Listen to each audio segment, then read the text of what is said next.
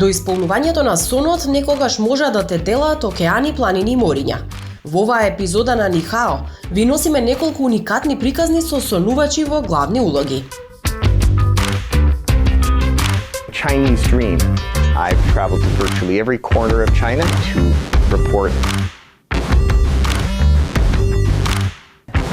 Our magazine is an entirely new thing. We have an entire market completely open to us. I'm studying a PhD in translation. I'm translating with my team some books. This is my first name character. The biggest opportunity in China is spread etiquette and good manners.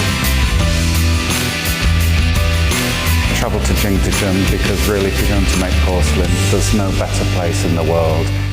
Не се плашеле од нова култура, цивилизација и традиција, за да почнат се одново.